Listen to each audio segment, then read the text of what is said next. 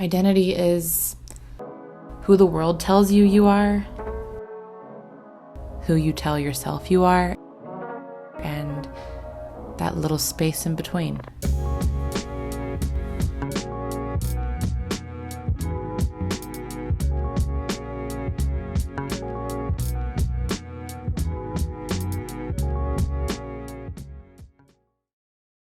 My name is Lily Weeks. I am a cosmetologist and I live in Price Hill.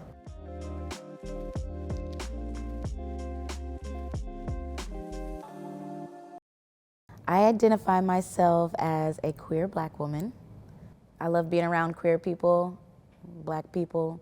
Those are people I want in my circle. Those are the people I look up to. So I identify with being Black the most because it's in everything I do. It's the way I look. What I love the most about being Black is being Black. Like everything that comes with it, it's the shit. I express my identity by just wearing what I feel comfortable in. Some days I wanna show off my fat ass. Some days I wanna just wear a baggy sweater.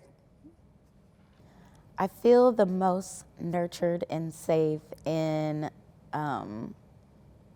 queer Black spaces, like the Black Pearl experience, which is just a beautiful party for queer Black people. There's so many things that Cincinnati could be doing to nurture inclusive spaces. Like, probably start with holding off on the fucking gentrification and investing in Black people, because if you got us, then that's it. The hardest thing about being Black is being Black. It is scary, but it's lit as fuck. How I handle prejudice against my identities is not really giving a fuck about that. I avoid spaces that are super straight and not diverse. I avoid them because I don't feel safe at all. I don't feel like I can be myself. I don't feel like I can dress how I want to, talk how I want to. So I avoid those spaces. I do not find myself in spaces that disapprove of my identities very often because I choose not to surround myself with people like that. And I make myself very clear on who I am, so I attract people who are okay with that and love that about me. The thing I love the most about being queer is like everything. The community that I have around me, the art, the literature, everything about being queer is everything. The scariest thing about being queer is probably not being able to be that way everywhere. That's what's scary to me, is like, it's not acceptable everywhere still. So being Black and queer, wild. I use my craft to connect with my identities by making it accessible to people who I relate to like that. Who are those people? Queers. The queers. It's important because we don't get to express ourselves a lot. So when we do have the chance and I just want it to be accessible. I want people to be able to come in and feel on the outside how they feel inside. I think like you can change the world if you feel good about yourself, and I just like making people feel good about themselves. The role models I had in my life growing up weren't really queer, but I had amazing Black women in my life. The West Indian side of my family, they're just fun and outgoing, and they just live how they want to live. They just do what they want to do. The thing I love the most about being a mom is watching her grow and become her own person with her own thoughts, and learning how to nurture that without putting my own stuff on her. I don't know if I know what I love the most about being me is yet. I don't feel like I've really had the freedom to find out, and it's taken me longer than it should, but fucking capitalism, because of capitalism, having to work and filling up our days with shit that doesn't matter, but it does because you gotta live. If I did not have to subscribe to capitalism, I think I would be traveling and learning through experience instead of having to read someone who had that experience. I think my younger self would be proud that I am just doing me, trying to make it. My name is Mahogany Shaw. My craft is art and tattooing, and I live in Clifton.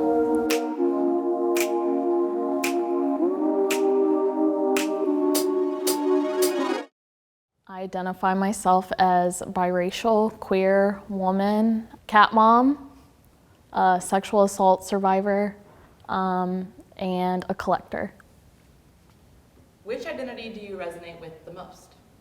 Probably artist. It's just something I've known my whole life. I've always just been drawn to art, just in every aspect of my life. I would describe my art as cute, pink, girly. I guess that's most.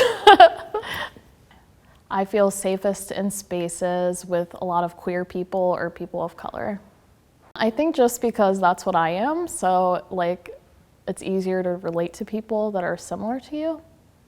I avoid spaces with a lot of white men. I just don't really relate to them. I also feel like just the way society is, I don't know, it's just very uncomfortable for me to interact with them. I describe my identity and my wardrobe by wearing a lot of pink. I also like a lot of fun prints. I like a lot of vintage. I collect old things and I like antiquing. So I'm very inspired by old fashion, particularly the 60s and the 80s. Common misconceptions about my identity with being a tattooer. I feel like people kind of, I don't know, put you on a pedestal in a way, kind of expect certain personality traits or whatever. And I'm kind of a more shy, reserved person. Very awkward. So sometimes I feel like people before they meet me, they kind of have an expectation. The stigma I receive about being a sexual assault survivor is people maybe not believing you or thinking that you're gonna accuse them of doing the same thing to you. I've had kind of men insinuate that I'm gonna say they've done it to me when that's not the case. Obviously, I would never just accuse someone of something that's,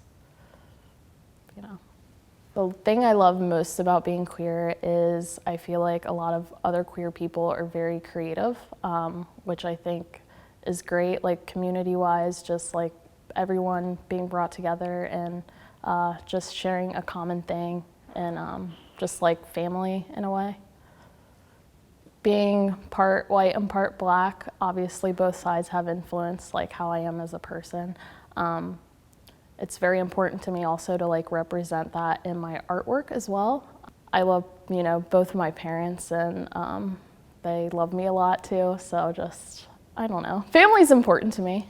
My grandfather, Thomas Shaw, was very political with his artwork. And I'm in a different way political, I guess, just because I tattoo a lot of pinups and I like to represent Black women and brown women in my pinups, and you don't really see that a lot in tattooing just because it's a white male-dominated industry. So it's very important for me to represent who I am through my artwork and through my tattooing. Unfortunately, my grandfather did pass away when I was younger, so I never really got to talk to him about artwork. But some of the fondest memories I have of him, which I'm a pretty big horror movie fan, he was super into horror movies, so we would always watch those together. And even though they gave me nightmares, I would always ask him to like show me more. So I really enjoyed that about him. The best part about being me is I'm, I guess, creative. Just like an awkward person. So I think that's like what makes me unique.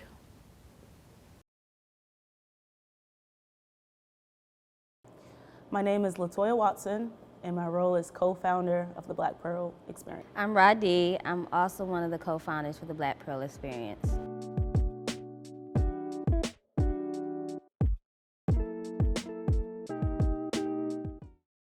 I identify as a Black queer woman who is a little bit masculine, but still has a little bit of femininity as well, but kind of more on the masculine side. How I identify, always spirit first, human, then Black, then queer, and myself, Radi. I was inspired to start the Black Pearl Experience because I recently moved back to Cincinnati from Washington, D.C., and in DC, there was a lot of queer Black women that took over spaces. There were meetups and parties and activities, especially around professional development and community.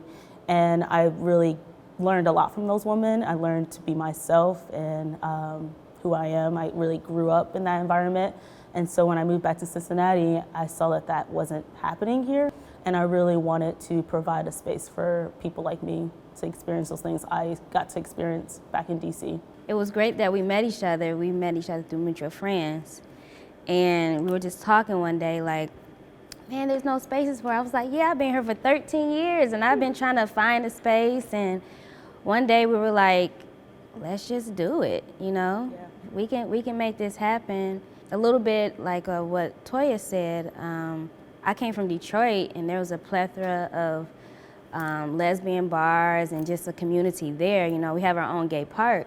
So it's interesting to move here and not see any of that, you know, and just kind of feel alone when you don't see, you know, your community here with you. You know, you're in a new place and you're just trying to also figure out who you are. So that was the importance of creating the Black Pearl Experience. You know, it started with us first and how we felt, and then, of course, we knew people that felt the same way. So, yeah. Well, the Black Pearl Experience was founded with the mindset of centering Black LGBTQ people in our community.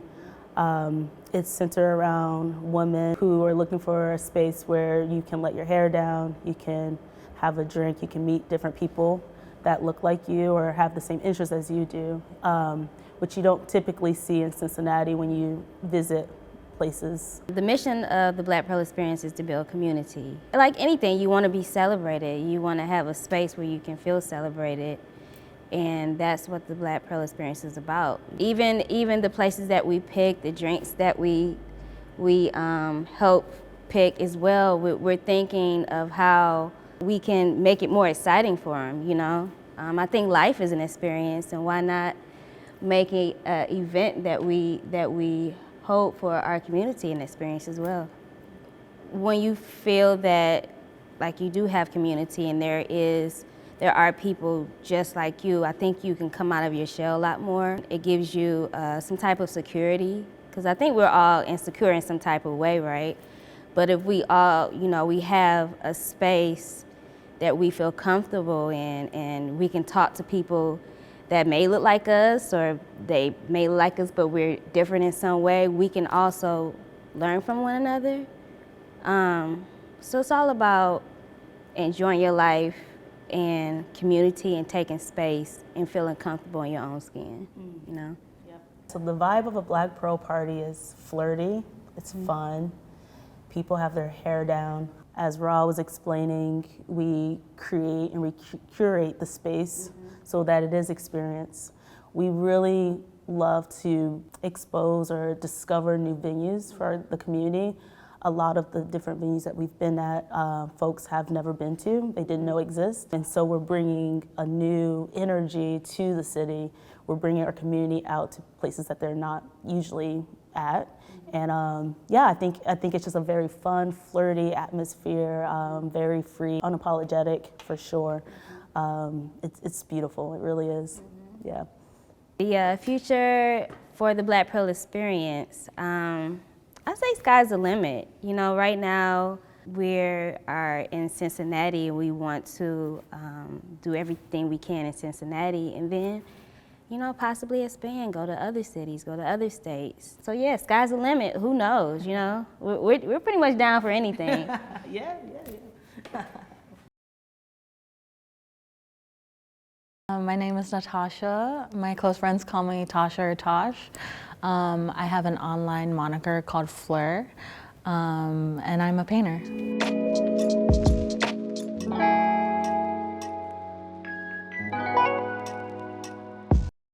I have a lot of identities. They're constantly changing, but my main ones are that I'm half Thai, half Chamorro, which is an island in the Pacific. I'm a bisexual woman. I am an art curator and experiencer. I'm spiritual. I'm a double Scorpio, Leo, and that's it. Before I moved to America, I was born and raised in Micronesia in an island called Saipan. The people there are called Chamorros. And the language and the culture itself is very indigenous. And I think that's really like dope, cool that I'm a part of this like really small population that, you know, a lot of the world doesn't know about. Being able to speak Thai, I'm able to communicate with my grandparents and my family over there. So I love all those things. I love that I'm able to understand and like be a part of groups of people.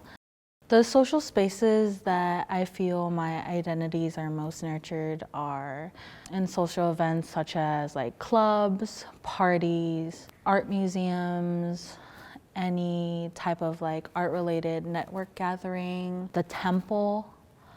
That's it. I feel those spaces make me nurtured because I don't have to worry about how I'm perceived, nor do I care about being perceived. Identity is not usually something that I'm thinking about when I'm with people. It's not something that's always asked of me. I don't like the people that I'm around don't really care about identities. They just care about like conversation and how we are to one another. I like to show up to places very fitted. I like coming off as well kept. Don't get me wrong, we all have like our messy days and stuff. I like to play with femininity and masculinity. I like the second takes that people have of me. I like tattoos, which is funny because I only have one. But when we get there, don't be surprised if I just pull up one day with like a whole body of tattoos. Like, it'll happen. I resonate the most with being an artist and a painter specifically, just because that's the identity that I chose for myself and continue to choose. I use my craft to express my identities by using painting as a response to love, to grief, to change. I don't really care about my art connecting with other people. That's always like an afterthought. I care like about how it makes me feel. And I feel like my thoughts and my identities are always changing, and so is my art.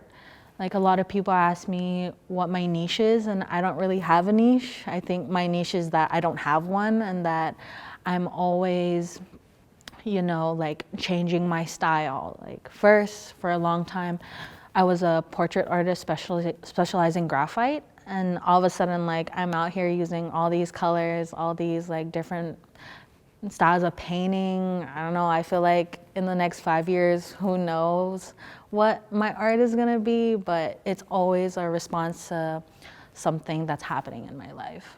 My favorite part about being a painter would just be being able to respond without having to speak. I don't really have the words or know how to say like on huge topics, you know, like controversial ones like race, like sexuality and all those different things that we all argue about. And instead I use that as, you know, a means to just offer out into the world. I like to refer to my pieces as offerings instead. Being a painter, you know, allows me to get my emotions through. I don't always paint for profit and for gain. I usually try to paint things that I'm trying to say. From past experiences, the most common misconceptions about my identity were always the physical first. So people would look at me and just like assume and perceive me as Asian, which is half correct, but I always care about both my ethnicities because I am mixed. I'm not like one, I'm both. Another misconception would be I'm well achieved. In terms of my career in art, I have accomplishments, but I'm never satisfied with them. I feel like I haven't even touched my peak in terms of my art and what I can do. I would just say I'm starting off with everybody the same level. I feel like there are goals that I haven't met, so to say that they want to be like me is just like, thanks, but like, do you? Another one is people always assume that I'm straight till I'm not, which is fine. I don't think there's anything wrong with having a misconception about my identity because it's something that you can teach someone. I don't fault them for anything unless it's like blatant disrespect, right? And then you gotta. My favorite parts of being bisexual would have to be the unlimited amount of people that I could be with. I feel like there's no run out of people I could see, meet, and talk to. The community itself is beautiful. I love surrounding myself with like-minded people. I usually am always surrounded by like-minded individuals. The role models I had growing up that represented me were first my parents. I chose a lot of qualities that I liked in my parents and took that for my own. Before I moved to the mainland, I was 15. So at that age, I didn't really have a strong grasp of like how to be in the world. So it was something I didn't care about. So I was just being. Identity is so like question mark, because I don't think about it. My favorite thing about being me is I have a lot of sympathy and empathy for other people. I kind of see myself as like a chameleon. I can almost, I observe first and I always change my verbiage and language to like be relatable to the other person, not to be the same as them, but to communicate the same ways so that we both could have understanding. Another thing about me that I love is my decision making. So when I made the decision to, drop out and just pursue art full time, that was the most like pivotal moment. Like you choose a path and like you stay on it. And that's another thing I love about me is that I stick to my guns and I realize what's for me and I just choose it. My name's Anissa Paulston and I'm the co-director of Girls Rock Cincinnati. My name is Raneem Salem and I'm the co-director of Girls Rock Cincinnati.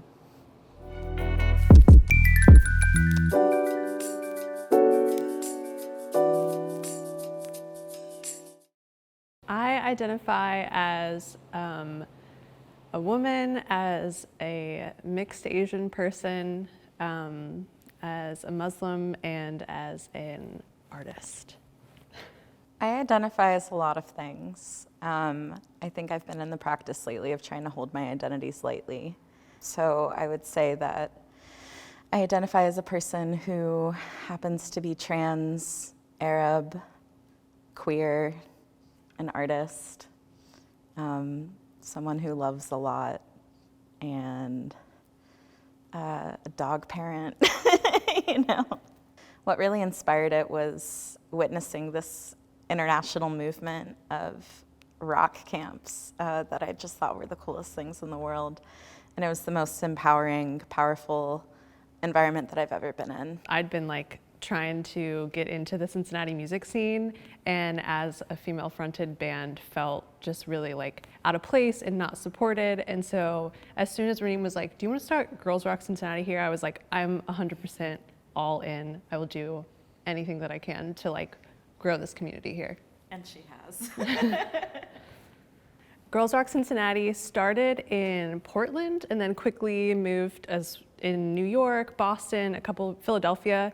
And now it is international. It's all over the world. It's in Denmark, Brazil, and under many different names. So Girls Rock Camp was like the original name, but now it's changing in a lot of places to encompass more genders, more age groups, and it really varies place to place.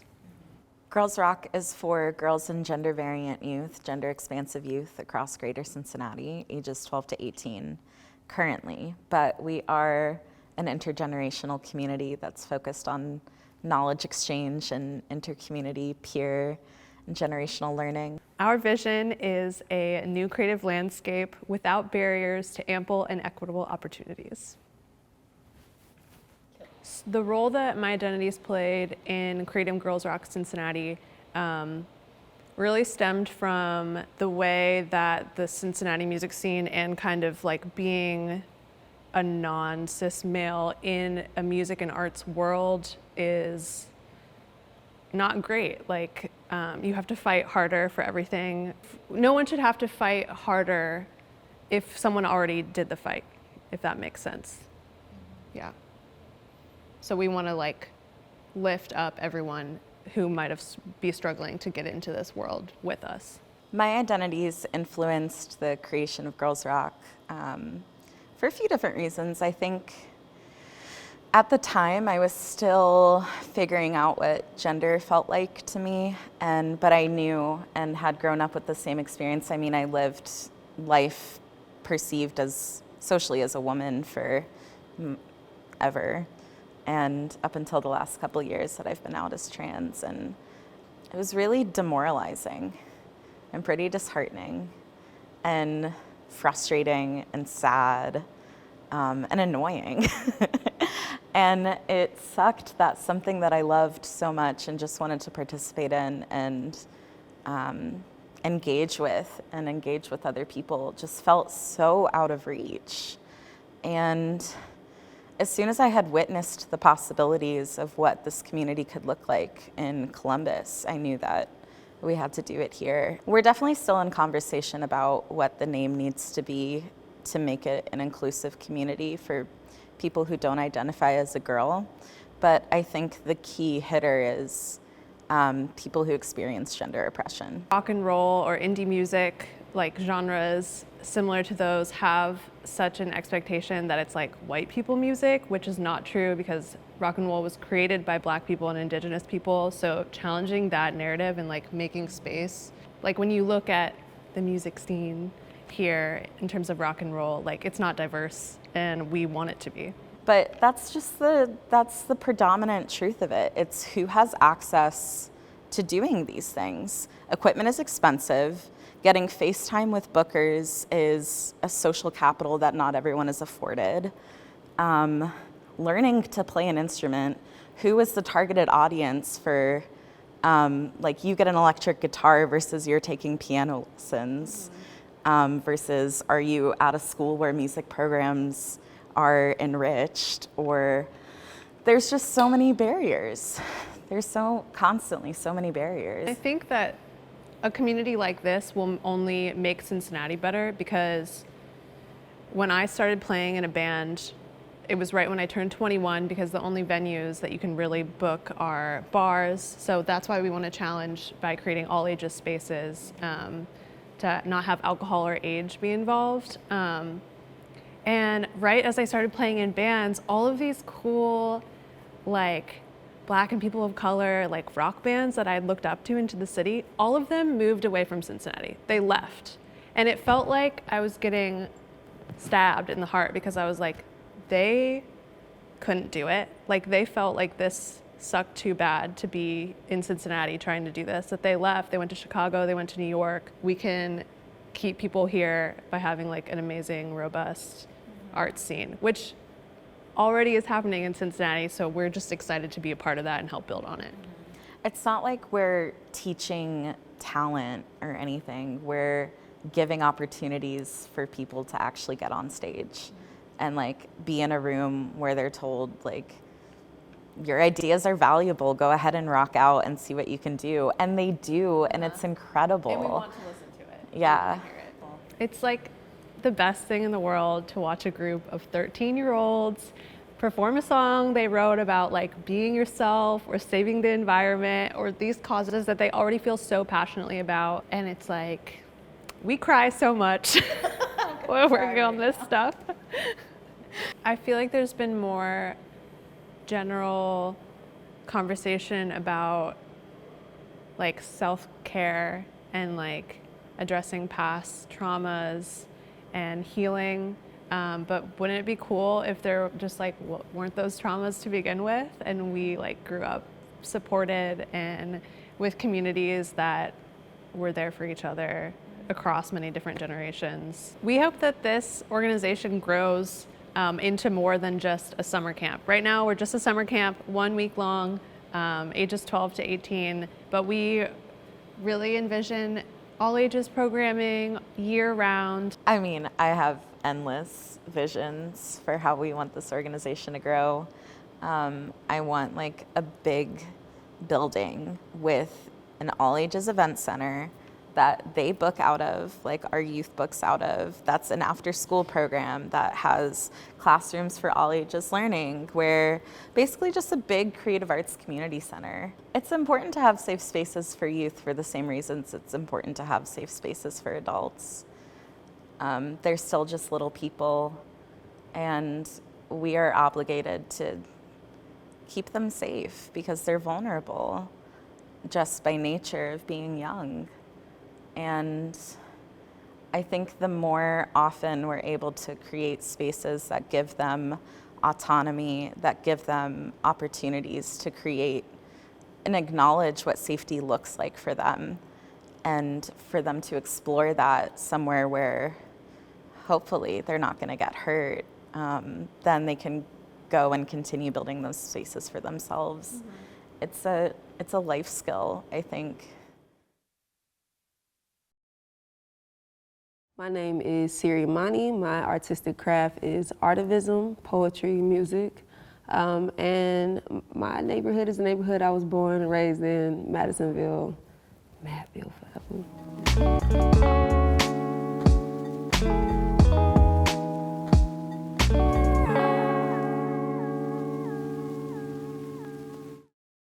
I identify myself as a Black woman, as an activist, as a mother, as a tribe chief, gangster, CEO, undercover crier, a little bit of everything. Best part about Blackness is the secret sauce. Let nobody tell you different. It's something that you're just born with. It's a way of talking, it's a way of speaking, it's a way of moving, walking. It's something that's just in all of us, and the influence is so real that you see it everywhere. You know what I mean? Not just in inventions. You see it in mannerisms. You see it in marketing, all over media. Like, there is something about who we are that is contagious and original, and I'm proud of that. I'm very proud of that. The social spaces that I find my identity most nurtured in are spaces where people look like me, people that share my experience, people who just overall know what I'm talking about in a way, things where you don't really have to explain. You know, I think that's where I feel like I have the most space to be 100% me.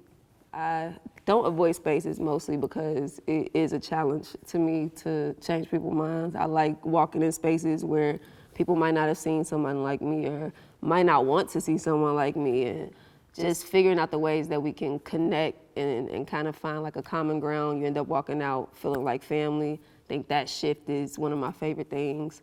And then I'm just also really confident in myself, and I'm happy with myself. So I don't think any space could really intimidate me off of that alone. I use my craft to connect to my identities in multiple ways. Definitely the poetry, because I've always identified as a poet.